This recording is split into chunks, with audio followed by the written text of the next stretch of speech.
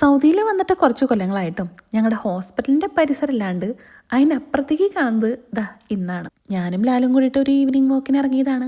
ഞാനും ഫ്രണ്ട്സും കൂടുതലായിട്ട് പുറത്തേക്ക് ഇറങ്ങുന്നത് മാസത്തിൽ ഒരു പ്രാവശ്യം പലചരക്ക് സാധനങ്ങൾ വാങ്ങാൻ വേണ്ടിയിട്ടാണ്. അതും ഞങ്ങളുടെ ഡ്യൂട്ടി ഷെഡ്യൂളും കാര്യങ്ങളൊക്കെ നോക്കിയിട്ട് ഏതാണ് ഫ്രീ ആയിട്ടുള്ള ദിവസം അന്ന് നോക്കിയെടുത്തിട്ടാണ് നമ്മൾ പോവാറ്.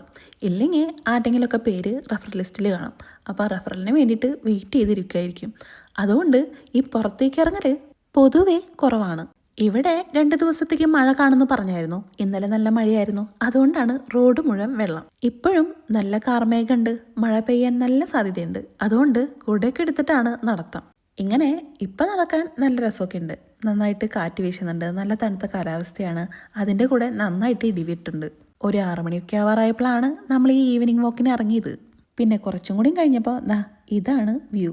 അപ്പോൾ പിന്നെ സൺസെറ്റും കൂടി കണ്ടിട്ട് പോകാമെന്ന് വിചാരിച്ചു. ഇങ്ങനെ വീഡിയോയിൽ കാണാൻ ഭംഗിയുണ്ടോയെന്ന് അറിയില്ല, പക്ഷെ നേരിട്ട് കാണാൻ നല്ല രസമുണ്ടായിരുന്നു.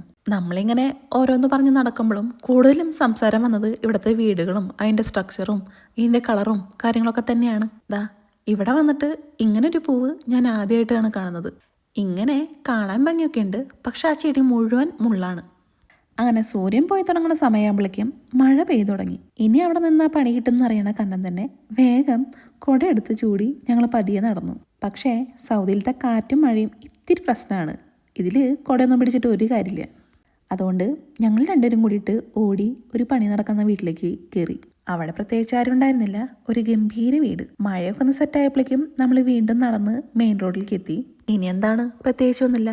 അതുകൊണ്ട് തന്നെ നേരെ നടന്ന് മലയാളി ചേട്ടന്മാരുടെ കടയിലും പോയി കുറച്ച് പൊറോട്ടയും വാങ്ങി വീട്ടിലേക്ക് നടന്നു. ഇതിപ്പോൾ ഈവനിങ് വാക്ക് മാറിയിട്ട് നൈറ്റ് വാക്ക് ആയിട്ടുണ്ട്. അപ്പം അത്രേ ഉള്ളൂ. ശരി ട്ടാ.